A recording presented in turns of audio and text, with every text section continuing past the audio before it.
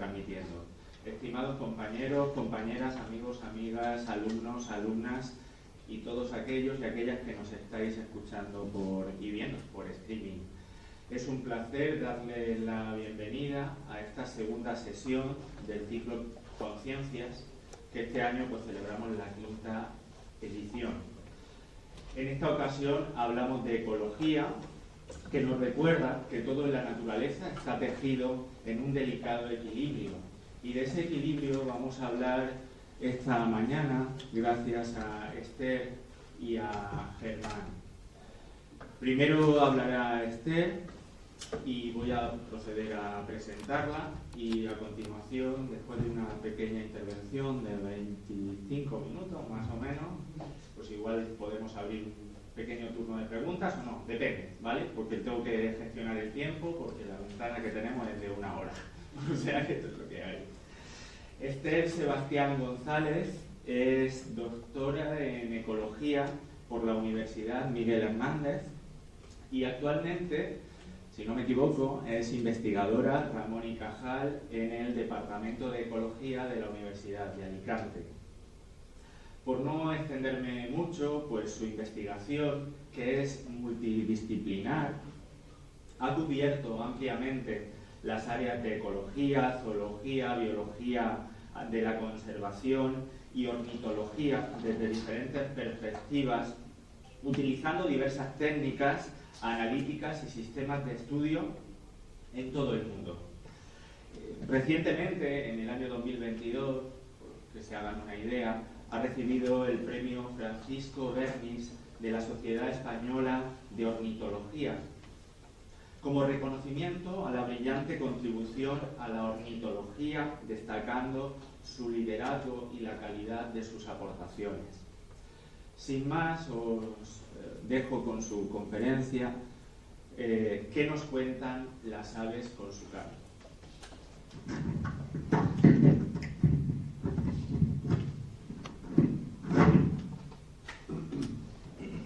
Bueno, pues muchas gracias. Gracias por la presentación, por la invitación a estar hoy aquí.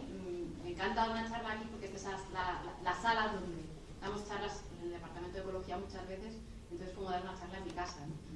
Y bueno, yo ya voy a contaros, la charla se llama ¿Qué nos cuentan las aves con los cantos? Y lo que os cuentan hoy las aves con los cantos es un trabajo que hice sobre todo cuando estuve de estudiante postdoctoral, investigadora postdoctoral en Hawái. Entonces, lo primero que voy a hacer es invitaros a todos a irnos a Hawái. ¿Quién quiere venirse a Hawái? Vale, venga. Imaginaos que cogemos un avión, pues uno no, unos 4 más o menos para llegar hasta allí, un montón de horas de viaje, estamos súper cansados, pero nos encanta el campo. Y lo primero que hacemos es llegar y irnos a un sitio como este. Una vegetación exuberante, una cascada al fondo, la veis ahí, se nos saca Falls, un sitio súper bonito, estamos paseando por el campo y de repente escuchamos esto.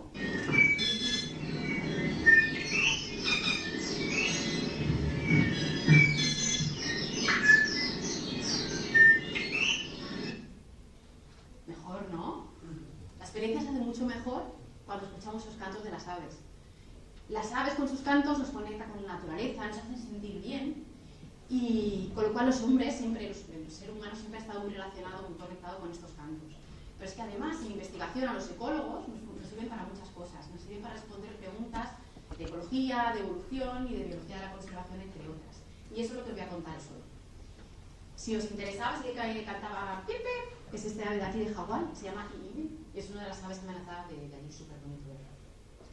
Bueno, ¿qué es lo que voy a contaros hoy? Mi charla tiene 2 partes. Primero voy a haceros una introducción general de lo que es la bioacústica y cómo se funciona esto de los cantos en aves y en otras especies también. Y luego voy a contaros 4 historias, 4 cuentos, uno sobre ecología, otro sobre evolución, otro sobre biología de la conservación y el último, pues bueno, cómo podemos usar la bioacústica incluso para ver qué leyenda es la que más se ajusta a la realidad. La bioacústica simplemente es el campo de la parte de la ciencia que estudia los sonidos de origen animal, es decir, de origen biológico. Puede ser aves, que es lo que yo voy a trabajar y que he trabajado más, lo que os voy a contar, pero también, por ejemplo, mamíferos marinos, murciélagos, invertebrados, insectos, hacen los grillos, las chicharras hacen ruidos, ¿no? Y eso lo podemos estudiar desde el campo de la acústica. La La bioacústica tiene una larga historia. Ya en el año 350 a.C. Aristóteles decía que las aves aprenden los cantos. Él empieza a observar ese tipo de fenómeno. En el siglo XIX Darwin empieza a ver que esos cantos de las aves pueden usarse como un análogo de procesos evolutivos, y luego os voy a explicar esto un poco mejor cómo funciona. Y en el siglo XX, no sé si habéis visto algunos, si sois pajareros, habéis visto una guía de aves, y en las guías antiguas había esa descripción de los cantos que eran súper graciosas, como por ejemplo esto de aquí. Reclamos altos, por ejemplo, bip, bip, bip, bip, que se aceleran en un trino de largo alcance, traqueteante, alto de tono y emitido en coro, bip, bip, bip, bip, bip, bip. Clarísimo, ¿no? ¿Qué es? ¿Nadie? ¿Eso está claro? Así, escuchándolo.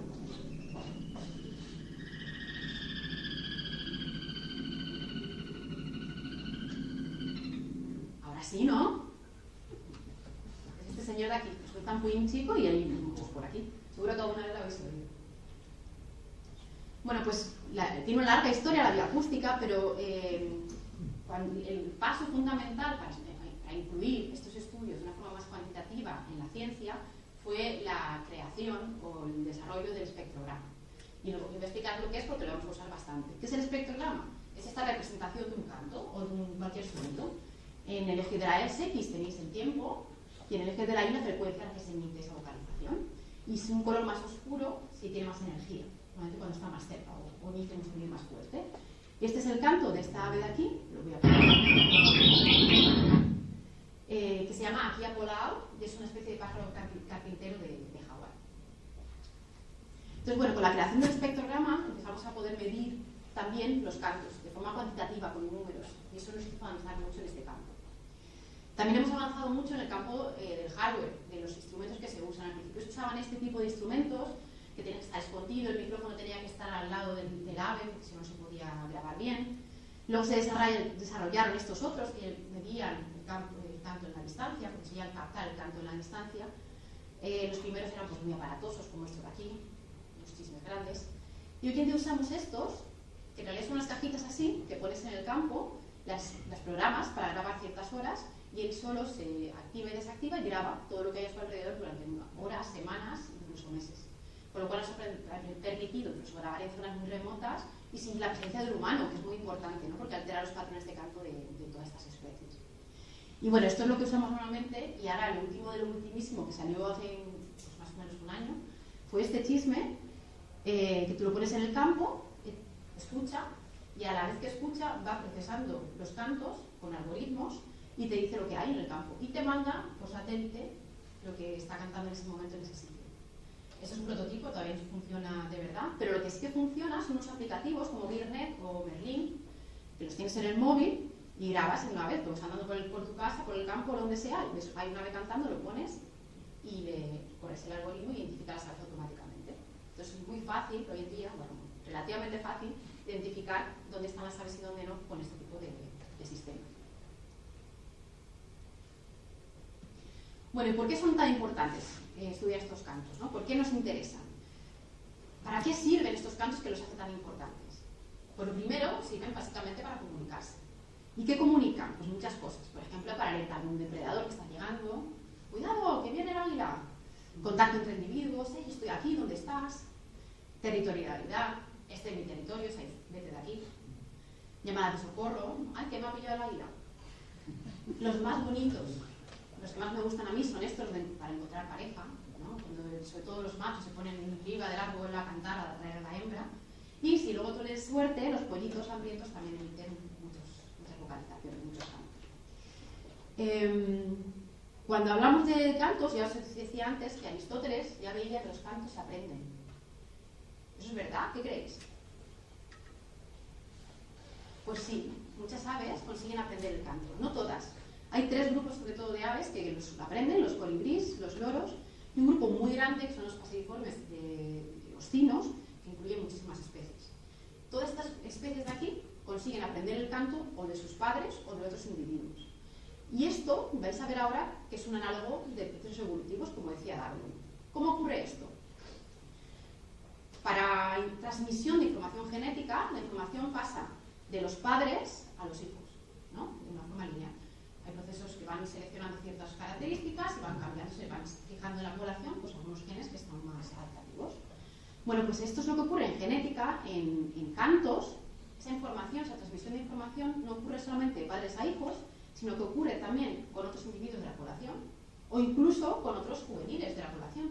Con lo cual los procesos de cambio no van de una generación en otra, sino que dentro de la misma generación puede haber procesos de cambio, porque esa transferencia de información es mucho más rápida. Esas pequeñas se llaman, que nos parece, se llaman memes. Lo que se transfiere, esa transferencia de información se transfiere de una a otra, son los memes, son pequeños pedazos de información. Y bueno, podemos verlo en este trabajo, en el que es una actividad que se llama Picanto Gris. Este trabajo lo que hicieron es medir parejas de individuos que estaban a diferentes distancias, ¿no? Más cerca o más lejos, y veían tanto la genética como los cantos. Entonces, ¿qué es lo que veían? Fijar, esto es la distancia en kilómetros y esto es la similitud. Estos son los genes y los cantos. Los que estaban más cerquitas, los que estaban a 1 kilómetro, se parecían mucho, eran mucho más similares, la genética, que cuando estaban más lejos. Tiene sentido, ¿no? Me reproduzco con el de al lado, mis genes son más parecidos. Pero los cantos pasaba exactamente igual, fijaros, es exactamente lo mismo. Cuanto más cerca estoy, más se parecen a los cantos, cuanto más me alejo, más se difieren. Entonces se puede usar estos cantos, esta diacústica, como análogos de procesos evolutivos en muchas especies de aves, sobre todo todas las que aprenden los cantos. Hasta aquí una primera introducción, ya les voy a contar las historias. La primera historia se llama El dialecto de los pájaros y ocurre, como les he dicho, en Hawái. Acordad que estamos en Hawái hoy. Bueno, Hawái, para que no lo sepa, está en el medio de la nada. Está a 5 horas y media de viaje de California y a 6 horas de Japón, o sea, en medio de la nada de verdad. Y ocurre algo muy importante allí, y es esto. No sé si hace unos años, antes del volcán de La Palma, hubo un proceso de erupción bastante fuerte en Hawái, en el que se veía la lava por la tele, veíamos cómo caía en el mar. Y una cosa que se produce cuando hay una erupción volcánica es que la lava va bajando, sobre todo en Hawái, que la lava no es muy explosiva, pero va bajando, pero no cubre todo, ¿no? Hay pequeños, ¿ves cómo hay fragmentos así de bosque que no quedan cubiertos por la lava?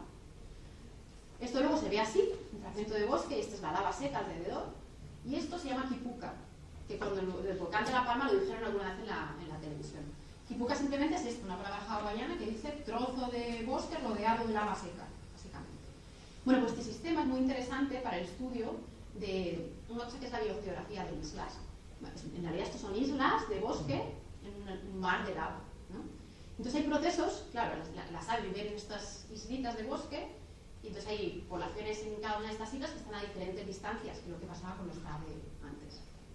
En estas islas vive esta especie, que es el apapane. Voy a poneros un canto para que lo escuchéis. Ese es él.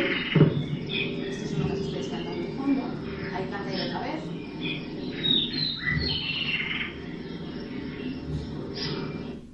Un canto muy bonito.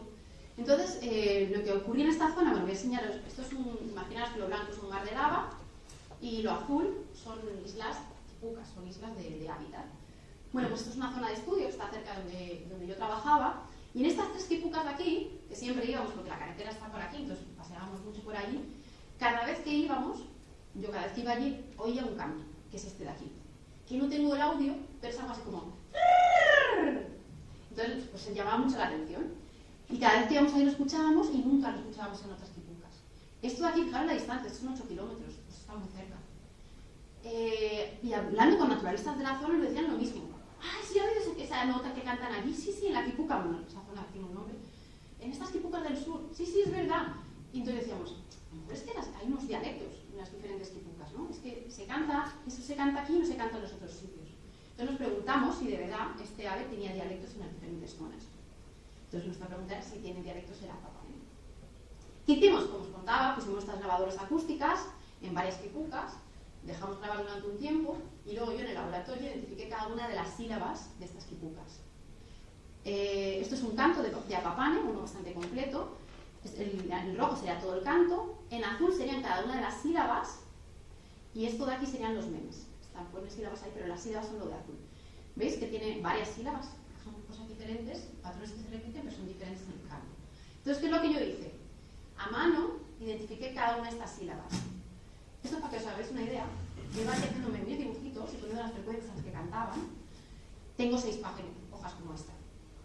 Entonces, ¿qué es lo que hice? Identificar todas las sílabas que cantaba esta especie en todas las kipukas durante un año, más o menos.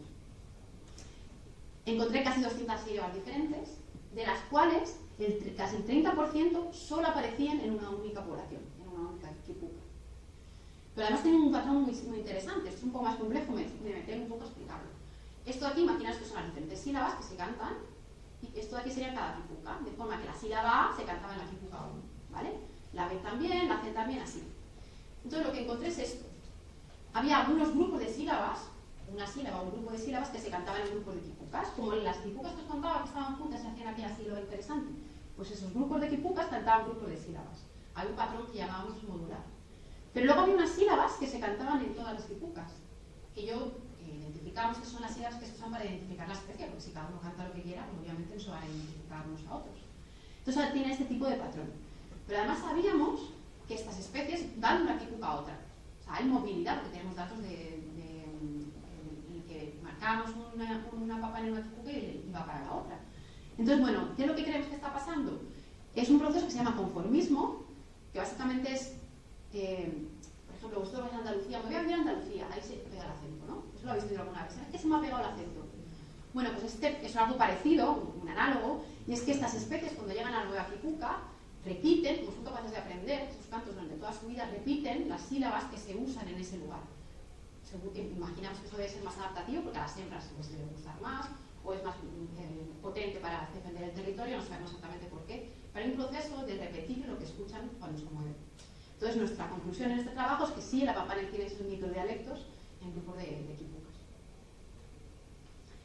Nuestro segundo cuento es sobre otra, bueno, se llama El ave que no tenía de quién aprender, y nos vamos a ir a otra isla. Hawái tiene un montón de islas que están habitadas, estábamos en Big Island, que es donde yo vivía, la de los volcanes, y ahora vamos a ir a una isla que se llama Kauai, que es la más antigua de las habitadas. Estábamos aquí y ahora nos vamos a Kauai.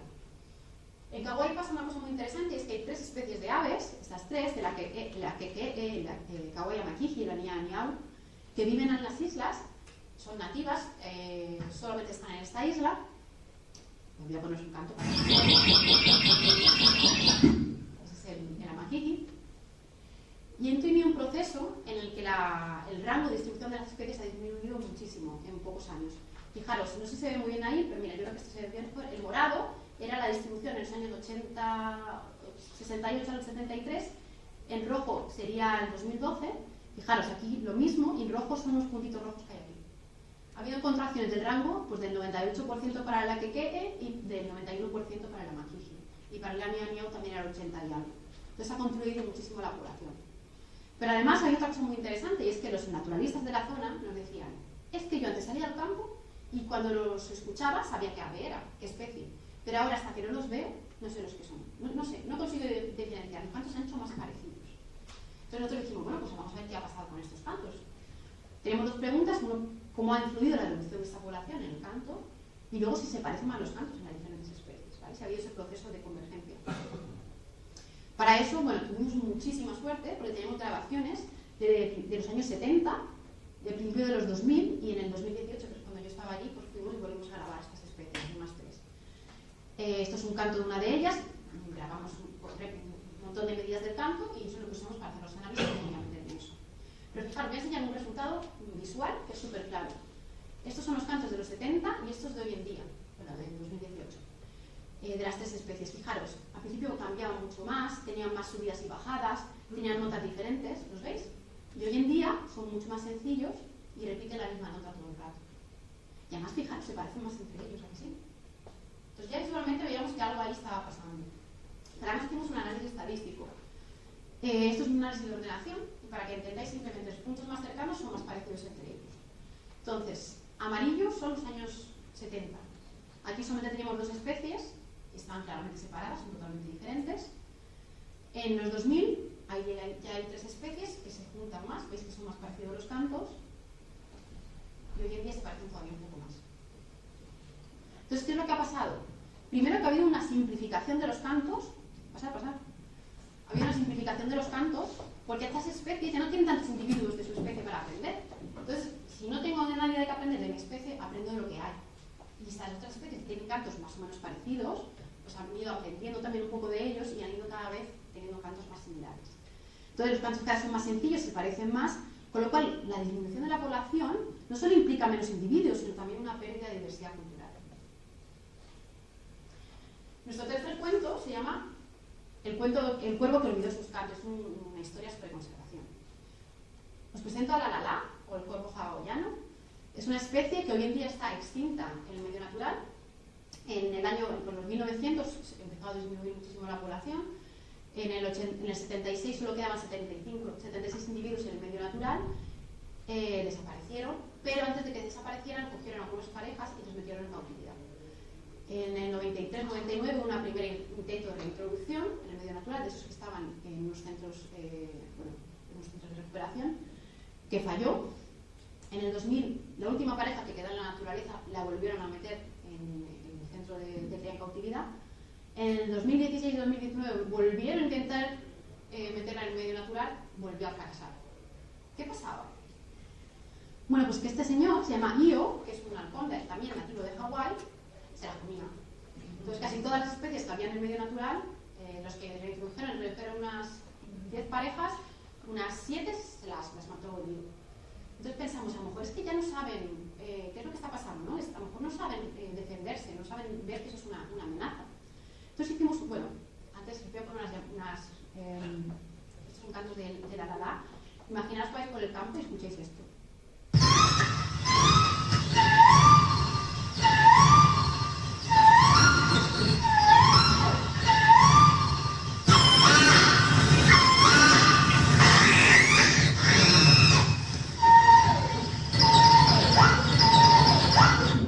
Da miedito, ¿eh?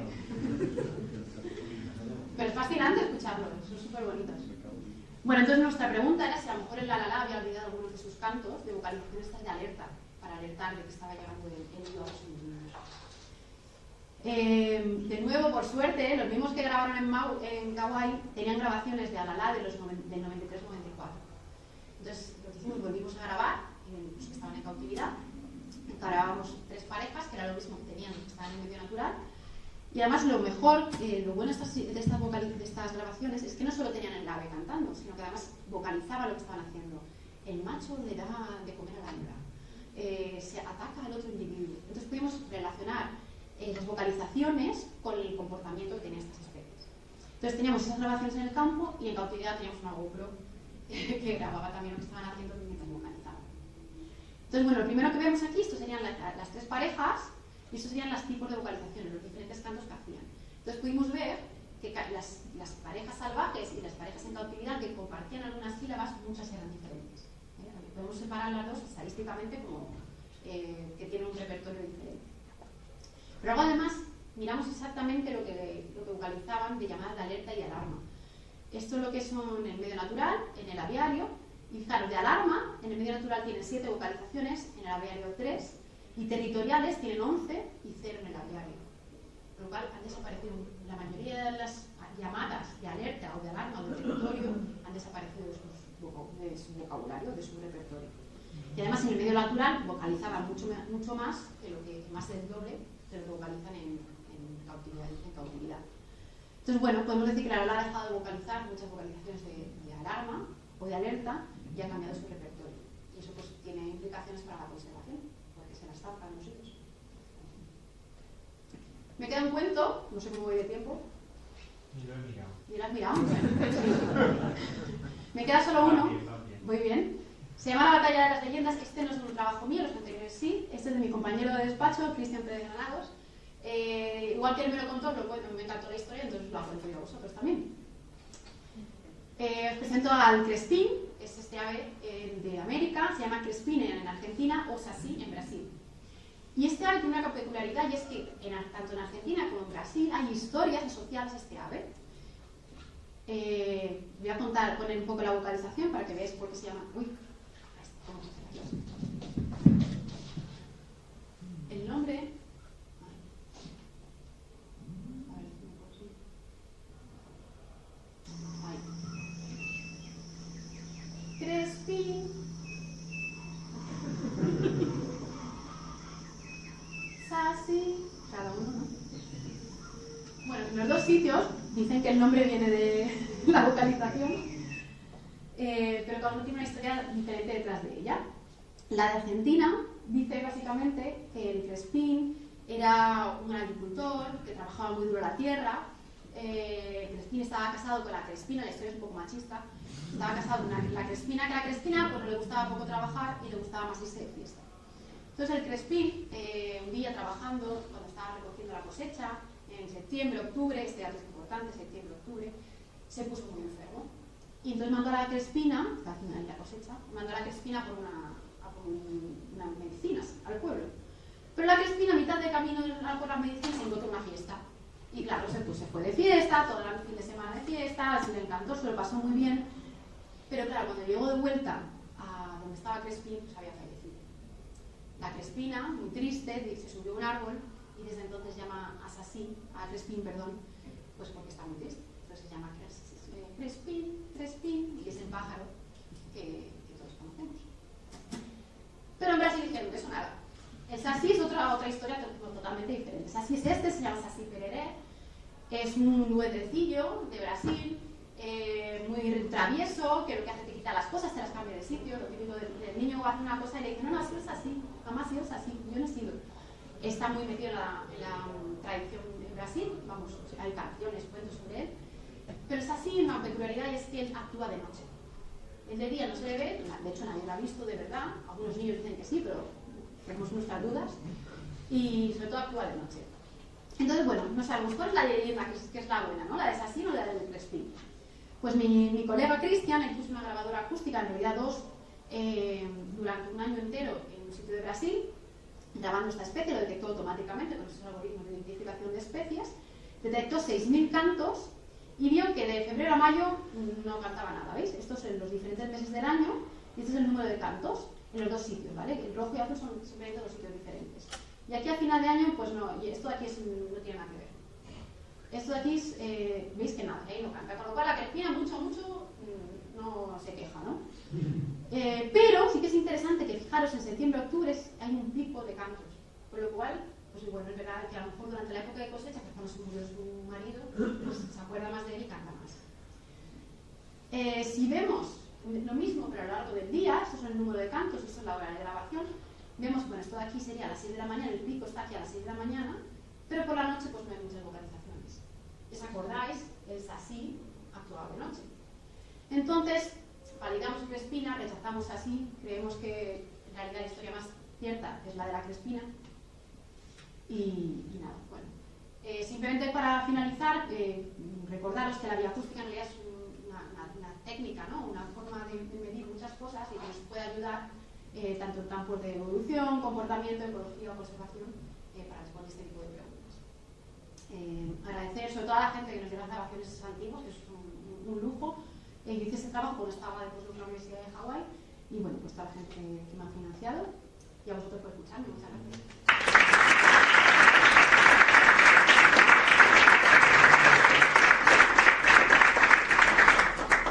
Muchas gracias, Esther. 2 o 3 minutos si hay alguna pregunta, algún comentario, si queréis hacer alguna aportación. ¿Sí? No tengo micrófono de mano. Pues repito la pregunta. Ha sido súper interesante la diapositiva, muy fácil de seguir y muy científica, así que gracias. Y yo quería preguntarte, no sé si hay algún estudio científico, pero sobre todo la interferencia en el campo, en el tema de las, ¿cómo se llama? Tipucas, de las islitas entre... ha dicho, claro, que el tema de los microdialectos, un individuo se mueve a otra tipuca y realmente aprendería lo que escucha. ¿Tú crees que es tan común que un individuo vaya y rehaga todo su repertorio, que es algo tan sensible? No. Esa pregunta es si cuando se mueven las aves se rehace el repertorio, se las tipucas. No rehace todo el repertorio, rehace una parte. Ten en cuenta que hay algunas que son comunes. Lo que pasa, y luego hay muchas que en realidad, estoy hablando de 200 sílabas y los cantos usan a lo mejor 6 o 7 sílabas. Entonces, lo que yo creo que hace, o lo que hemos observado, es que están las que son comunes en todas partes y luego hay otras propias que las mantiene y siempre adapta algunas, siempre toma alguna del lugar donde va. Siempre hay una mezcla entre lo que ya tenía y lo que llega en el lugar. Estas especies son especialmente, o sea, algunas especies aprenden durante unas no aprenden los cantos, son nativos, o sea, son genéticos, otras las aprenden durante las primeras semanas, otras del primer año y estas la aprenden durante toda la vida. Entonces son muy flexibles, pero no lo cambian completamente, vaya.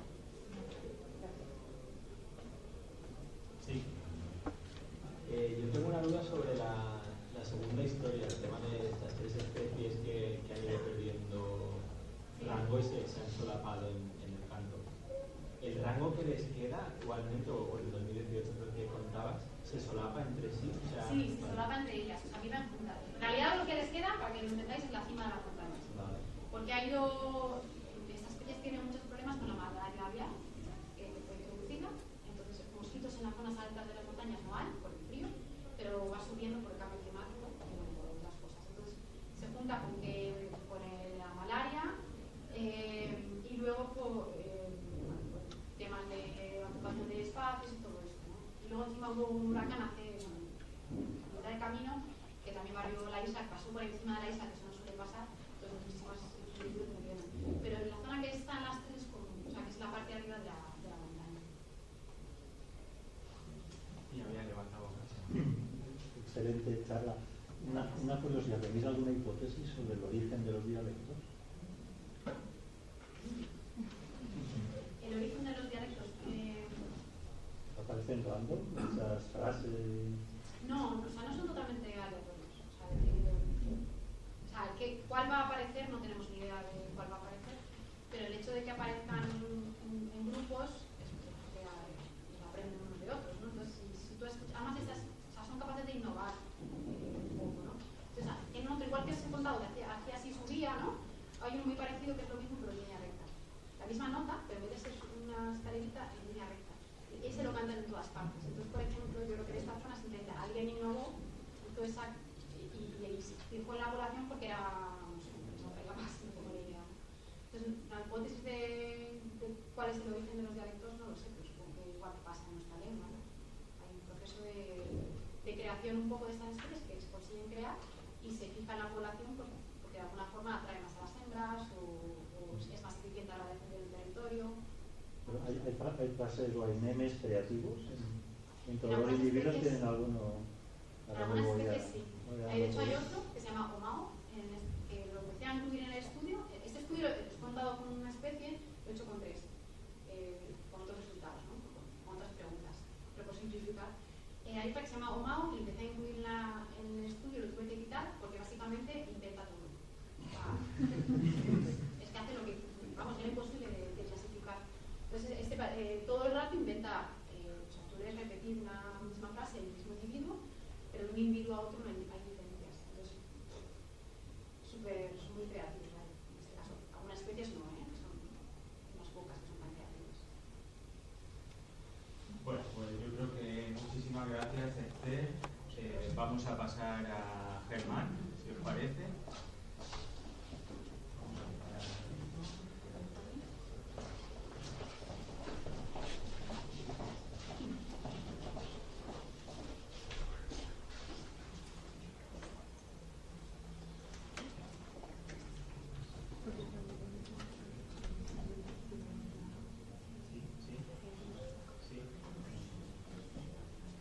Sí.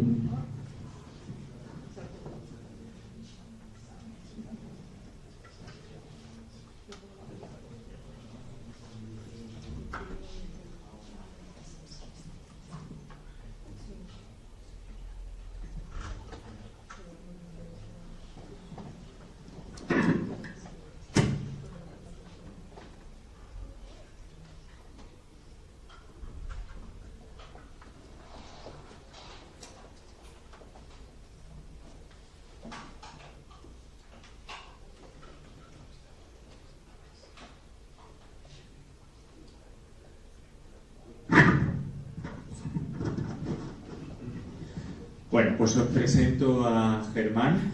Germán Orizaola Pereda es doctor en biología por la Universidad de Oviedo y actualmente es profesor titular en el Departamento de Biología y Sistemas de dicha universidad.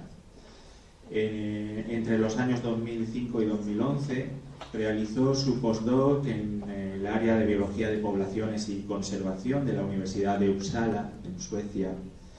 Allí se mantuvo hasta 2018 como investigador asociado y finalmente en el año 2018, sobre mayo o junio, creo, por lo que he bicheado, llegó como investigador Ramón y Cajal al área de zoología en la Universidad de Oviedo. Los proyectos actuales en los que participa estudian principalmente los efectos de la radiación ionizante, tanto en laboratorio como en campo, fundamentalmente en lo que conocemos hasta ahora como Chernóbil, pero ahora es Chornóbil, ahora nos comentará ese cambio de nombre, sobre una amplia gama de rasgos genómicos y fisiológicos, también ecológicos, de diferentes animales. Una segunda línea de trabajo se centra en la actualización y el uso de la colección zoológica de la Universidad de Oviedo para el estudio de los cambios espaciales, temporales y morfológicos. Y de nuevo pues, vemos en este caso esos episodios extremos en los cambios de la ecología, cómo afectan, ¿no?, a los procesos evolutivos. Así que nada, os dejo con Germán y su conferencia, su mini charla estudiando la fauna de Chornóbil.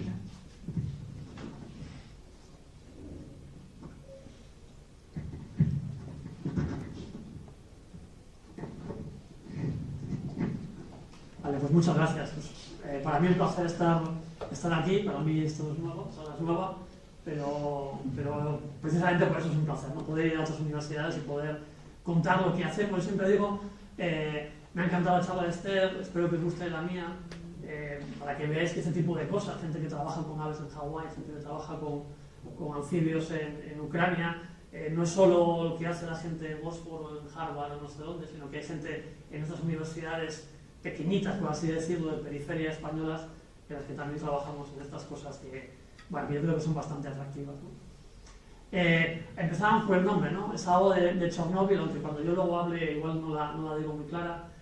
Como Chornóbil es el nombre ucraniano de la zona, lo que siempre hemos conocido como Chernóbil con E era el nombre ruso. Bueno, no hace falta mencionar por qué esto ahora es más importante que nunca, ¿no? Es decir, Chornóbil como esta zona que está sufriendo desde hace muchos años ya la guerra, ¿no? Claro, cuando hablamos de Chornóbil, todos más o menos tenemos un poco la idea de por qué trabajo yo allí, por qué es interesante. Una zona con una central nuclear muy grande que se construyó entre los años 70 y 80. De hecho, la idea es que fuera una de las mayores complejos nucleares de Europa y del mundo. 4 reactores funcionando a mediados de los años 80, 2 en construcción, 3 más en planificación. Como digo, iba a ser, a día de hoy sería la mayor central nuclear de Europa y una de las mayores del mundo en potencia instalada, ¿no? También sabemos que todo eso acabó en 1986, o más o menos acabó en 1986, porque el reactor más nuevo, el reactor 4, un uso no adecuado, un diseño muy malo, hizo que ese reactor saltara por los aires. En una prueba de resistencia se desajustó todo, y no es que hubiera una explosión nuclear, pero sí hubo una explosión de vapor que reventó el edificio y dejó todo el material radiactivo al aire, ¿no? Con un incendio, como se ve aquí, que no solo destrozó el edificio y hizo que todo el núcleo del reactor quedase al aire y todas las sustancias radiactivas que había ahí, pues fueran, o parte de ellas, se distribuyeran por toda la zona, ¿no? Para que os hagáis una idea, este edificio aquí cuadradito de al lado es el reactor número 3. Es decir, lo que debería haber aquí en el agujero es una cosa similar a esta, ¿no? Bueno, todo saltó por los aires, ¿no? Una radiación que llegó a gran parte de Europa, de manera especial a la zona de los alrededores, pero también al centro de Escandinavia, a zonas como Austria y demás, ¿no? Pero como digo, fundamentalmente a la zona en el entorno de esa central nuclear, el norte de Ucrania, el sur de Bielorrusia, ¿no? Y es por eso por lo que ahí se creó lo que igual también nos suena, la zona de exclusión. La zona de exclusión de Chernóbil es una zona siempre se habla de 30 kilómetros, es bastante más irregular, pero más o menos de la superficie, en la que toda actividad humana cesó. La gente que vivía allí no solo trabajando en la central nuclear, sino en asuntos de agricultura, de asuntos forestales y demás, se la evacuó. Para que os hagáis una idea de la superficie actual de esa zona de exclusión, es algo así como el 80% de la provincia de Alicante. La primera cosa que siempre miro cuando voy a dar una charla, pues aproximadamente 4.500 kilómetros cuadrados, 4.600, el 80% de la superficie de Alicante. En una zona en la que al momento del accidente vivían unas 350.000 personas. Se fueron evacuando en varias fases, pero bueno, un nivel de actividad humana muy fuerte, que será importante también luego en algunas de las cosas que iremos viendo, ¿no? Gente que marchó, en principio para unos pocos días o unas pocas semanas, y todavía prácticamente nadie ha vuelto, ¿no? Alguien vive, ¿eh? Pues luego si queréis hablamos sobre eso, pero alguien vive. Pero unos 350.000 evacuados, ¿no? Y ha dado lugar a algunas fotos que igual sé que os suenan de cómo está la zona de exclusión en la actualidad, ¿no? Esta es la plaza principal de la ciudad principal de toda la zona de exclusión, de Pripyat, ¿no? Aquí es donde vivía pues, toda la gente que trabajaba en la central, una de las ciudades de aquellas más modernas de la Unión Soviética, gente joven, dinámica, ingenieros, gente relacionada con el mundo de la energía nuclear y demás, ¿no? Para que os hagáis una idea, este edificio era el edificio central del Partido Comunista de la zona, ¿no? O sea, el gran edificio de la zona, y veis que ahora mismo esa plaza pues, bueno, va desapareciendo todo un poco, ¿no? Muy icónica también esta imagen del parque de atracciones de Pripyat, parque de atracciones que nunca se usó. Era un parque de atracciones que se iba a abrir el 1 de mayo de 1986, con la fiesta del 1 de mayo. Todo el accidente ocurrió el 26 de abril, nunca se usó, ¿no? Es una de esas imágenes icónicas, la noria, los coches de choque que han ido quedando allí sin usarse, decayendo, bueno, un poco de esa imagen un poco apocalíptica que todos tenemos de Chernóbil, ¿no? Como es una zona de abandono humano y de casi poshumanidad, ¿no? Esta imagen se ve un poco menos en la parte, digamos, más rural, más agraria de la zona, ¿no? Las muchas granjas que había, tanto colectivas como no colectivas, que ocupaban gran parte de esos 4.000 y pico kilómetros cuadrados, y que, lo mismo, han ido desapareciendo, ¿no? Esto te lo vas encontrando cuando estás trabajando allí, no lo ves de lejos, cuando estás caminando de repente te encuentras en mitad del bosque, bueno, pues los restos de una granja por aquí y una granja por allá. Evidentemente, yo no trabajo en esa parte, pero el accidente tuvo un impacto sobre toda esa población que vivía allí importante, ¿no? Tanto directo, gente que murió en pocos días después del accidente con una exposición altísima a radiación, como lo que ha ido teniendo a lo largo del tiempo, que nunca está muy claro. Naciones Unidas calcula unas 2.000, 3.000 personas habrían muerto por exposición a radiación alta a consecuencia del accidente, ¿no?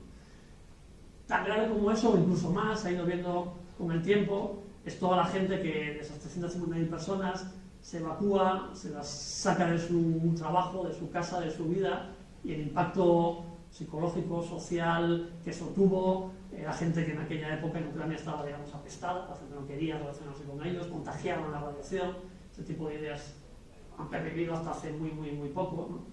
Y todo lo que eso ha traído de efectos de alcoholismo, maltrato, marginalidad y demás, ¿no? Es decir, es un impacto muy importante que es importante tener en cuenta cuando se habla de este tipo de accidentes, ¿no? Pero bueno, claro, yo no trabajo sobre eso, trabajo sobre la naturaleza de la zona, sobre todo sobre la fauna, y el impacto que el accidente tuvo sobre la fauna, aunque bueno, o sea, midió menos que sobre los humanos, pues también fue importante, ¿no? Y uno de los sitios en los que se ve más claro es en esta zona que aparece en la foto, que igual también os suena, que se llama el bosque rojo de Chernóbil. Porque, bien claro, es esta zona aquí roja, muy cerca de la central nuclear, este es el complejo nuclear, el reactor 4 está por aquí, y es una zona que recibió los mayores niveles de radiación en los días posteriores al accidente, ¿no? La mayoría de esa zona, que era un pinar, los pinos murieron, las acículas digamos, se quemaron por radiación, se volvieron rojas, ¿no?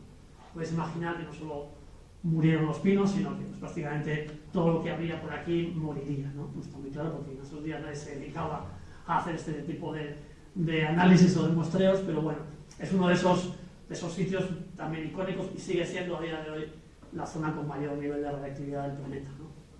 No quiere decir que no trabajemos, y también trabajamos ahí en el bosque rojo, ¿no? Bueno, todo esto hizo que en aquel momento, y todavía una cosa que se oye mucho, se dijera este tipo de historias, ¿no? Pues Chernóbil iba a ser una zona inhabitable para los humanos y para todo durante muchos miles de años, ¿no? Y como digo, seguro que eso lo habéis oído, ¿no? Una zona inhabitable por miles y miles de años, 20.000, 24.000, es una cifra que muchas veces se da, ¿no? Y esto está relacionado evidentemente con los efectos de la radiación sobre los organismos vivos, ¿no? La radiación, pues bueno, son una serie digamos, de ondas que proceden de la descomposición de materiales radioactivos inestables y que da la casualidad que tienen, digamos, la suficiente tamaño de longitud de onda, la suficiente energía como para dañar nuestras células. Dañarlas rompiendo el material genético, el ADN, de manera directa o de manera indirecta después de de interaccionar con moléculas de agua, generar radicales libres y todo eso, ¿no? Bueno, en función de cómo de grande sea ese daño es reparable por las células, se puede reparar bien, se puede reparar mal, y es lo que da lugar a una mutación. La mutación puede ser neutra, la mutación puede ser positiva incluso, puede ser negativa. Bueno, todo eso es lo que va a dar lugar al nivel de efecto que la radiación ejerza sobre un organismo vivo, ¿no? Es decir, un nivel muy muy alto de radiación generará un volumen de daño tan grande que la célula muera o el órgano muera o el individuo muera, ¿no? Es el efecto más extremo. Y de hecho, los pocos estudios que hay, muy poco tiempo después del accidente, sí que se ven muchos organismos pues efectos de la radiación como estos, aumento de cataratas, de tumores, de problemas reproductivos, por ejemplo, falta de producción de esperma por los machos, alteraciones genéticas de muchos tipos, ¿no? Bueno, esto es lo que había, ¿no? Con eso, claro, la idea, con el nivel de accidente tan grande, lo que se conocía sobre los efectos de la radiación y demás, lo que siempre se pensó era que Chernóbil se convertiría en aquel momento y seguiría durante muchos miles de años siendo un desierto para la vida, ¿no? Un desierto nuclear. Yo siempre pongo esta imagen de Marte, ¿no? Es un poco casi el extremo, ¿no? Pensaría que iba a ser una zona pues, sin vida, pasada por la radiación y con poco que estudiar por allí si eres un biólogo, ¿no? También me gusta, claro, hacer una pequeña reflexión, ¿no? Y es un poco a lo que nos dedicamos cuando hacemos ciencia, ¿no? La predicción está muy clara, sabemos los efectos de la radiación, sabemos el volumen de radiación tan grande que hubo en el accidente, una predicción, que es esa zona va a ser un desierto nuclear, porque la radiación hace ese tipo de daños, muy bien. Lo que hace la ciencia es ver si se cumplen las predicciones o no, ¿no? Diseñar unos métodos, obtener unos resultados y analizar y discutir, ¿no? Bueno, es lo que hemos hecho nosotros, 30 y pico años, desde 30 años hasta 38 que hace ahora, ver si esa predicción de desierto nuclear se cumple o no, o hasta qué punto, ¿no? Bueno, como digo, es lo que hacemos en ciencia, ¿no? Os voy a enseñar primero cómo es Chernóbil, qué tipo de paisajes son los paisajes por los que nosotros nos movemos cuando trabajamos por esa zona, para que al menos tengamos una idea del ambiente, ¿no? Esto es Chernóbil. Es el Chernóbil en el que ya no hay gente. Si os fijáis, aquí hay un coche, que es de la gente que está con el dron sacando estas fotos y demás, y aquí hay unas pequeñas granjas abandonadas, ¿no? Pero es una zona fundamentalmente plana, con mucho bosque, con mucha pradera, con mucho agua, ¿no? Pasa por ahí el río Pripyat, la fuente del Dnieper, uno de los grandes ríos de Europa, una zona inundable con muchos meandros abandonados.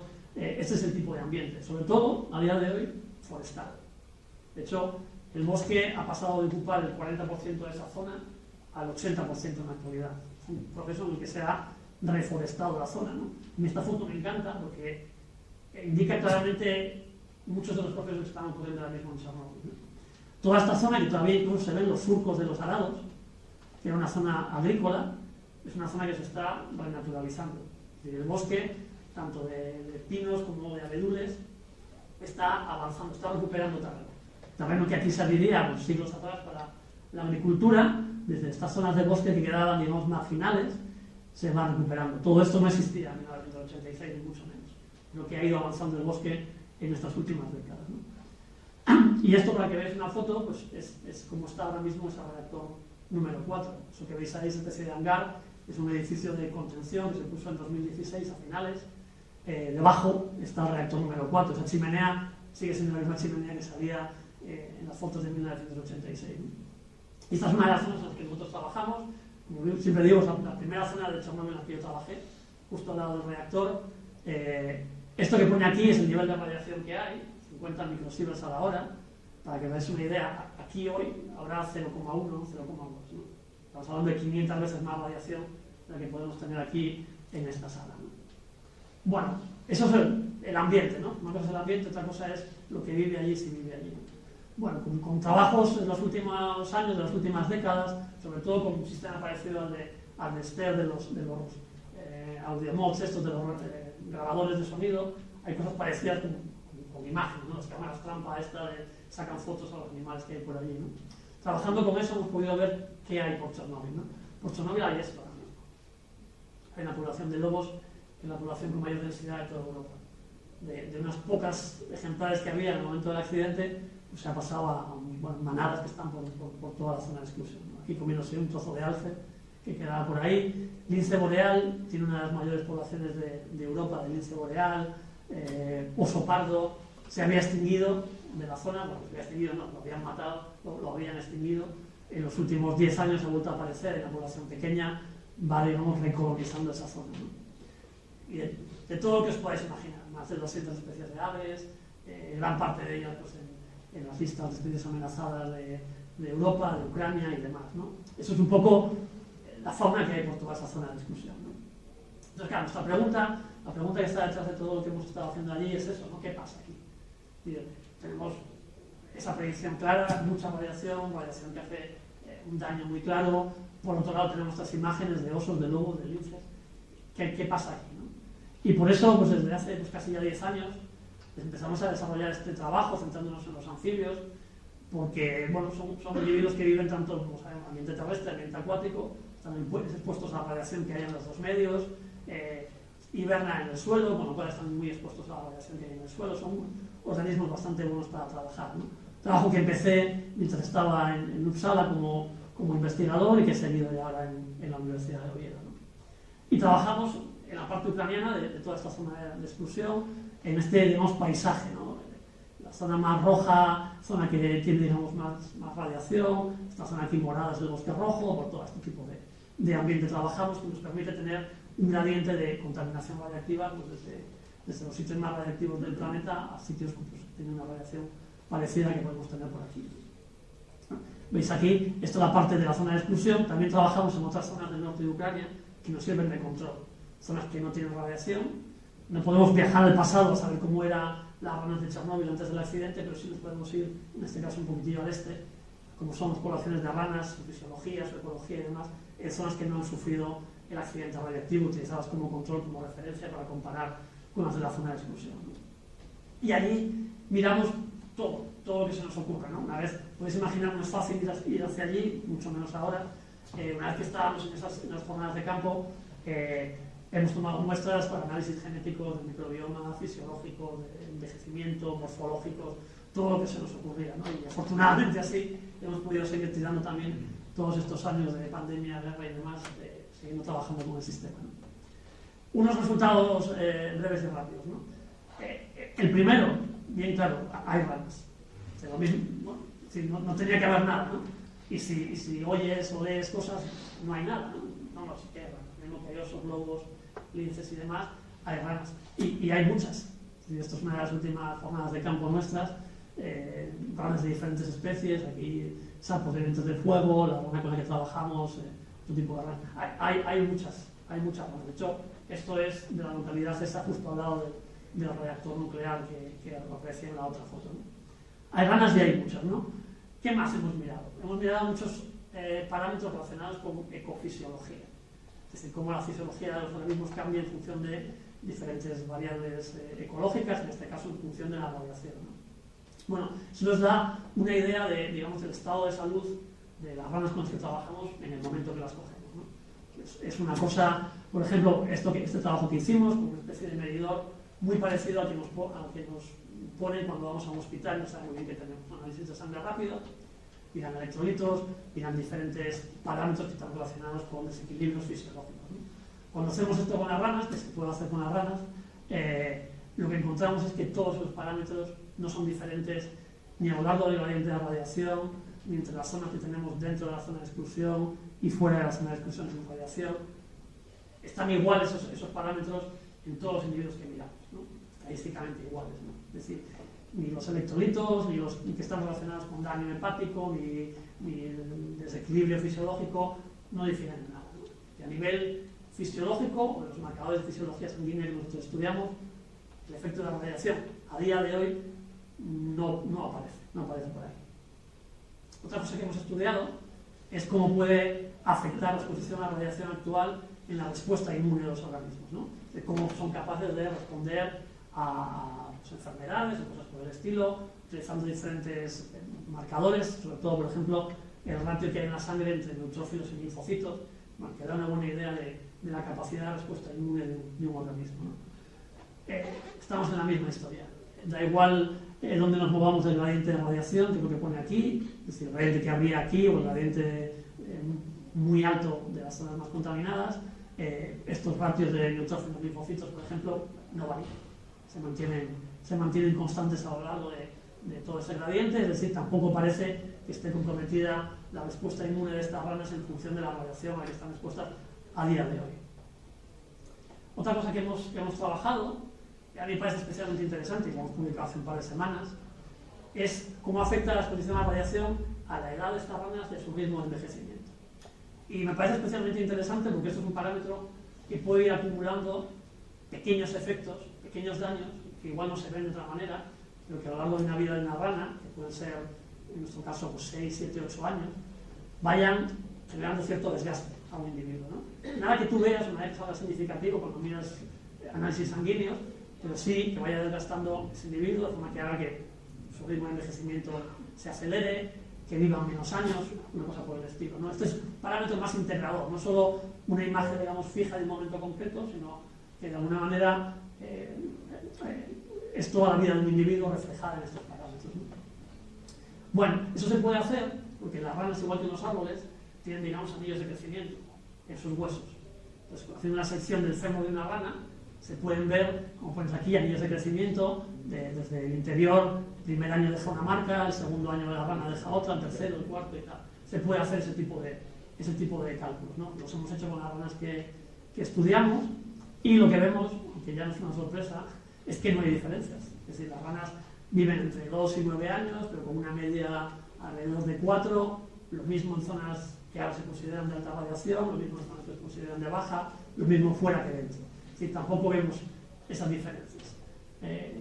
Hay algunos individuos de mayor edad que solo parece que aparecen en las zonas de radiación más baja, pero son individuos muy anecdóticos, ¿no? Es decir, la base de la población está ahí en los 3 y pico, 4 años, tampoco vemos diferencias en la edad de las ranas con las que trabajamos allí, ¿no? No solo la edad, miramos un marcador de envejecimiento usando los telómeros. Los telómeros son las partes terminales de los cromosomas, unas secuencias repetidas que protegen y dan estabilidad a los cromosomas, que se van perdiendo, se van degradando según las células se van dividiendo, son sensibles a estrés, mayores niveles de estrés se acortan esas secuencias.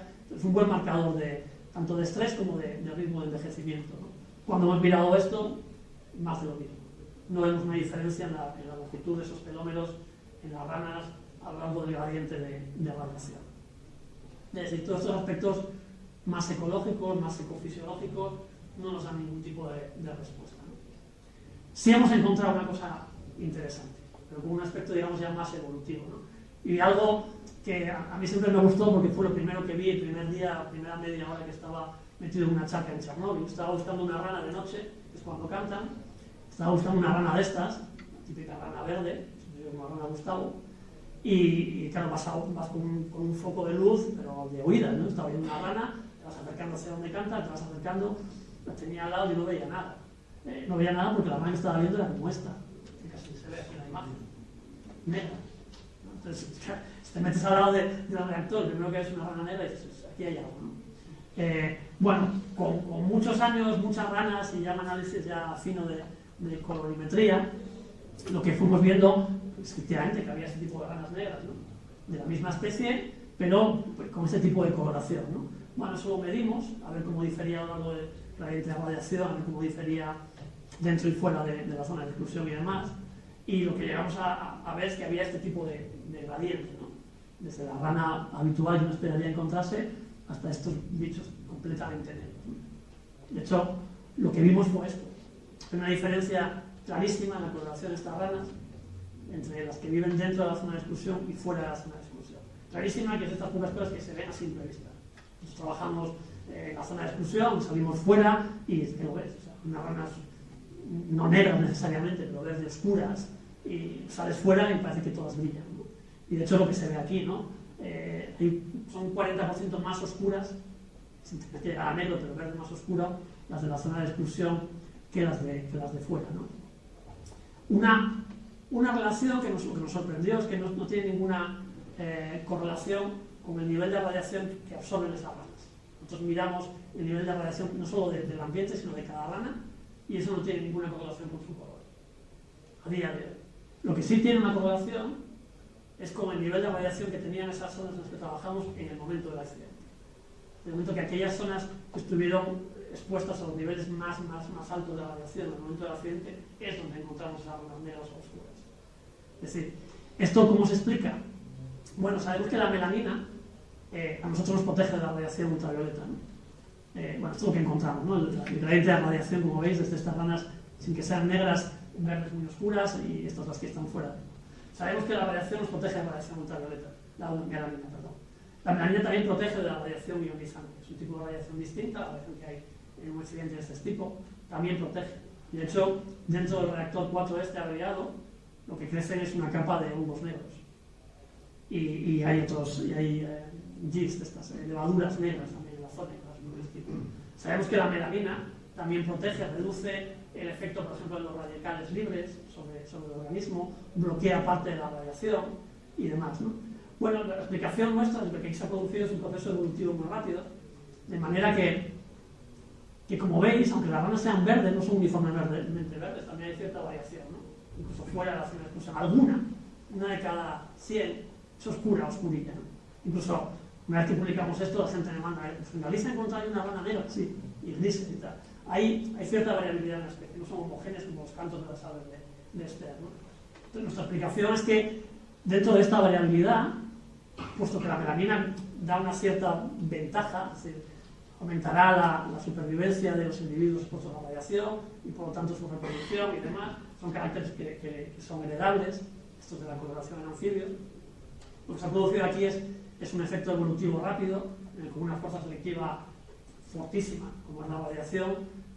Suponemos que en la gran parte de las áreas muy afectadas, estas ranas verdes morirían, las que sobrevivirían serían fundamentalmente, aunque fueran pocas, pero fundamentalmente las oscuras, y esas son las que han ido dando lugar a la población que tenemos actualmente, ¿no?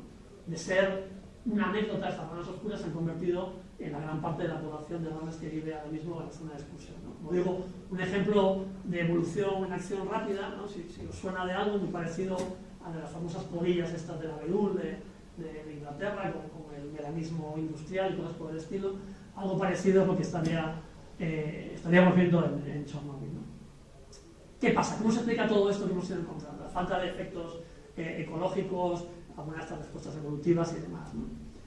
La respuesta fundamental está en la radiación, en cómo funciona la radiación, ¿no? Los compuestos radiactivos, por definición, lo que son inestables, se van descomponiendo, emiten radiación, se van transformando en compuestos no radiactivos, ¿no? Y eso es lo que ha pasado en Chernobyl. A día de hoy queda bastante menos del 10% de la radiación que se emitió en el accidente. Eso ya es importante, ¿no? Que siga habiendo zonas radiactivas, mucho más de lo normal, los niveles han bajado mucho.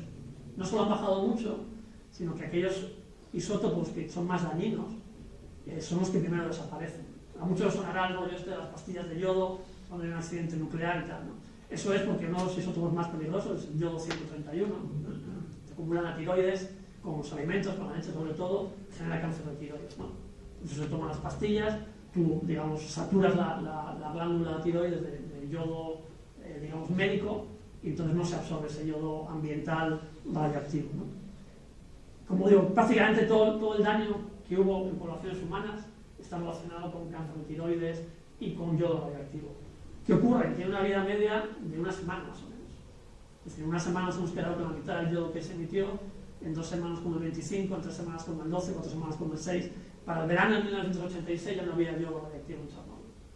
Y eso ocurre con todos los compuestos, ¿no? Más daño, menor vida media, ¿no? Es decir, ahora mismo quedarían fundamentalmente un par de isótopos, el cesio, el estroncio, que tienen vidas medias que ya han pasado, todavía queda el 50, el 40, el 30%, y que todavía tienen cierto potencial de daño. Pero los más dañinos habrían desaparecido, ¿no?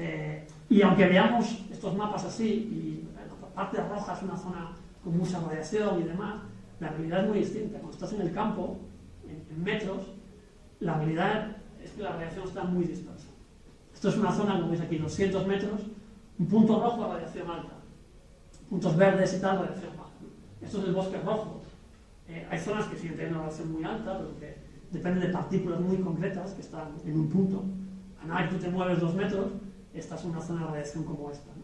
Es decir, la mayoría de las fotos que veis con un dosímetro quitando loco, si os fijáis, al final siempre es la misma imagen. Es alguien que va con un dosímetro, que está con unos números normales y dice, pero mirad aquí, se pone aquí delante y pita.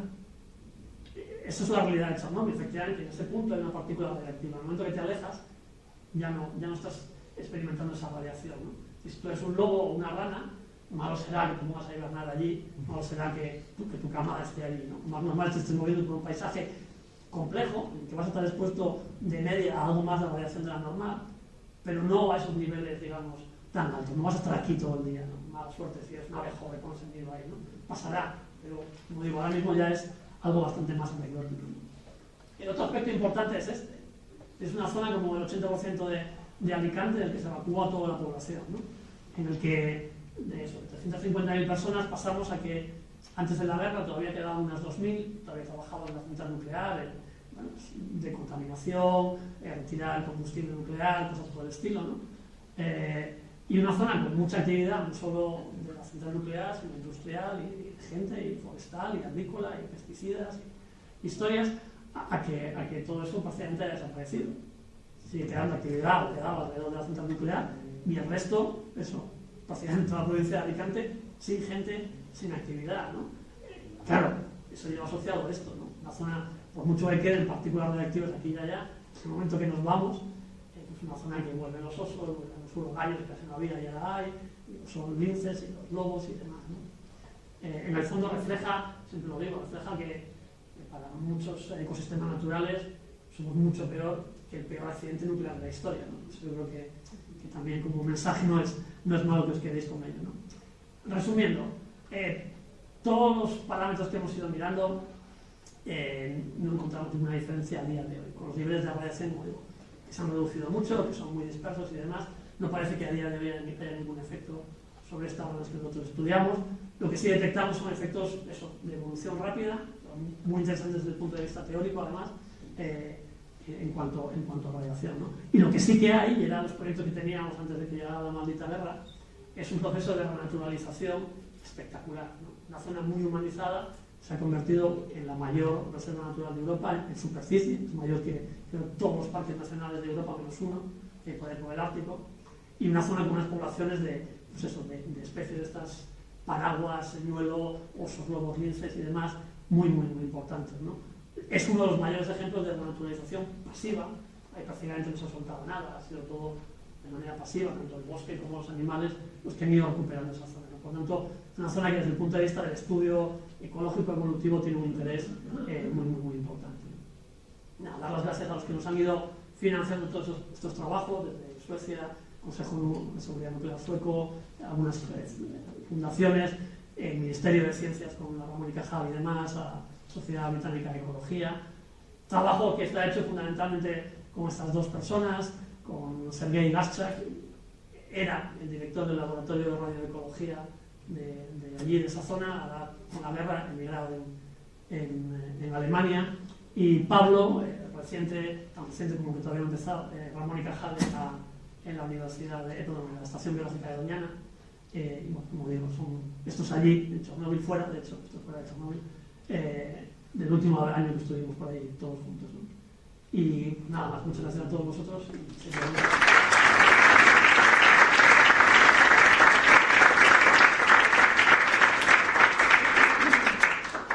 Pues muchas gracias, Germán. Lo mismo, ¿hay alguna pregunta que queráis hacer aprovechando pues, que está Germán hoy aquí? ¿Algún comentario? Bueno, lo primero, Germán, muchas gracias, me ha encantado la exposición y te quería preguntar, no sé si tú, tu equipo o alguien que conozcas está trabajando en estas zonas, como has dicho antes, de que hay zonas en las que en teoría se dice que hay partículas, se sabe, como lo de la pata de elefante, el mismo bosque rojo. ¿Se ha hecho algún tipo de estudio en esas zonas tan críticas, como se dice? Sí. Nosotros no incluimos mucho del bosque rojo porque el bosque rojo es un sitio muy peculiar. Es un sitio seco, entonces nuestras ranas ahí no crían. Arenoso, que no solo se quemó en el momento del accidente, sino que se ha quemado varias veces después por incendios. Entonces es un sitio muy particular para trabajar. De hecho, los estudios que veáis hechos en el bosque rojo, con muchas pinzas. porque la complejidad ecológica de ese sitio y de recuperación de ese sitio es muy grande. Es un sitio que está también muy cerca, como habéis visto en esta imagen, del reactor, con lo cual es uno de los pocos sitios de Chernóbil en los que todavía hay ruido, hay luces, hay un tren que pasa cerca. Entonces, cuando tú veas que en el Bosque Rojo no hay lobos, que sí los hay, ojo, es un sitio todavía con presencia humana, que de por sí no debía ser muy bueno para la fauna en el momento del accidente, muy pequeñito. Entonces, cuando comparamos biografía de islas, decía Esther antes, cuando comparamos la diversidad que hay en un sitio muy pequeñito con una biodiversidad que hay en un sitio de 4.000 y pico kilómetros cuadrados, 20.000 efectos hay ahí de tamaño, bueno, son muy complicados, ¿no? Sí que se han hecho trabajos, de bioacústica, por ejemplo, también se han hecho trabajos en el Bosque Rojo. Es un sitio complejo, que también tienes lobos y osos, no, creo, pero sí tienes lobos, los caballos de Sebastián, tienes muchas especies por ahí. Muy pequeñito, son 2 kilómetros cuadrados el Bosque Rojo. Estamos hablando de 4.500 kilómetros cuadrados, son 2 kilómetros cuadrados, es el campo de fútbol de aquí de la universidad y 3 veces más. Es un sitio muy pequeñito, pero sí se trabaja, lo que pasa que se trabaja más de lo que se debería, en el sentido de que es como muy icónico, ¿no? Y mucha variación y tal. Pues si alguien lo pregunta, cuando trabajamos vamos así, bueno, más o menos con camisa, pero vamos así, no hay nada especialmente peligroso por trabajar allí. Es una cuestión de dosis, es una cuestión de tiempo que trabajas allí. Una mascarilla de estas de la pandemia, antes de la pandemia, llevaba si hacía viento, que puede remover alguna partícula que te pueda tragar, que no es buena idea, pero poco más. Gracias. Santi, habías levantado la mano. Sí, igual me he flipado. Bueno, muchas gracias, Germán. Muy buena la charla y muy oportuna, viendo las noticias de la última hora. La tranquilidad. Igual me he flipado cuando no veía patrones en los análisis de sangre, envejecimiento, etcétera. Lo cierto es que no hay patrones, pero me ha dado la sensación que hay mucha más variabilidad en los sitios con poca radiación que en los sitios con mucha, excepto en la melanina. Hay más muestras, sobre todo. ¿No lo habéis probado el efecto de distintos tamaños de muestras? Sí, hemos probado y no sale nada. No hay nada. No sale nada. Sí que es verdad, siempre pasa, y también es súper típico, claro, las zonas con radiación son muy pocas. Yo siempre digo, a mí lo que me cuesta en Chernóbil es encontrar una charca con estas ranas criando en una zona de alta radiación. Es complicado. O sea, te digo, en el Bosque Rojo no hay. Entonces es complicado. Luego, en cualquier otra zona es fácil, el tamaño de muestra siempre está sesgado, ¿no? Pero estamos igual, da igual. Igual lo que miramos, si controlamos por tamaños de muestras, si corregimos, si por la distribución espacial. Una cosa que no he puesto, porque es más técnica, pero que en el fondo explica todo, lo que miramos, decía, es en cada rana que cogemos. La mayoría de los trabajos de Chernóbil se han hecho con un dosímetro. Tú vas a una zona y dices, aquí hay tal variación y eso es variación en todos los bichos que yo cojo. Nosotros hemos mirado la variación en el músculo, el cesio, en el hueso de estroncio de cada rana. Sabemos cada rana qué nivel de radiación ha absorbido a lo largo de su vida, ¿no? Y varía, evidentemente, en una zona, ¿no? Y eso lo asociamos con todos los patrones, ¿no? Pero cuando miramos eso, lo que vemos es que incluso en las zonas que se supone que son de alta radiación, ninguna de esas ranas llega a estar por encima de los patrones que a nivel internacional se consideran dañinos para un anfibio. No llegan. Son a partir de 40 micrograys y tal, ninguna tiene esa acumulación de dosis radiactiva. Es decir, por mucho que vivan allí, la complejidad, la distribución de partículas es muy grande, la exposición no es la que te va a dar un dosímetro, es mucho más compleja y ninguna tiene esos niveles, ¿no? Eso en el fondo explica todo lo demás. Si no estás en los niveles que se generan daño, pues no se va a ver daño fisiológico, ni daño en no sé qué, ni daño no sé cuál. O sea, es una cosa más técnica, pero que en el fondo está en la base de todo. Es que a día de hoy que se ha reducido un 90%, no quiere decir que eso ocurriera en el momento del accidente, ¿no? Por eso las buenas noticias con las noticias actuales, son buenas noticias 2 años después de que ocurra algo, ¿no? Entonces, pero eso lo explica todo. Los niveles de radiación ahora, por mucho que sean, hay zonas en el mundo que de manera natural tienen niveles de radiación mucho más altos que Chernóbil, ¿no? A los que trabajáis con aves, os sonará el convenio Ramsar. Ramsar es una ciudad de Irán. Los niveles de radiación de Irán no los encuentras en Chernóbil, nada más que en el Bosque Rojo. Son espectacularmente altos, de manera natural, por el tipo de roca que hay. Y en algunas playas de Brasil y de la India, espectacular. O sea, si están por 100 y pico microsieverts a la hora, 200 microsieverts a la hora, brutales. Y en Ramsar vive gente. Y no parece que haya unos niveles de cáncer o de leucemias o de tal mayores allí que en cualquier otra zona, y habiendo gente miles de años, ¿no?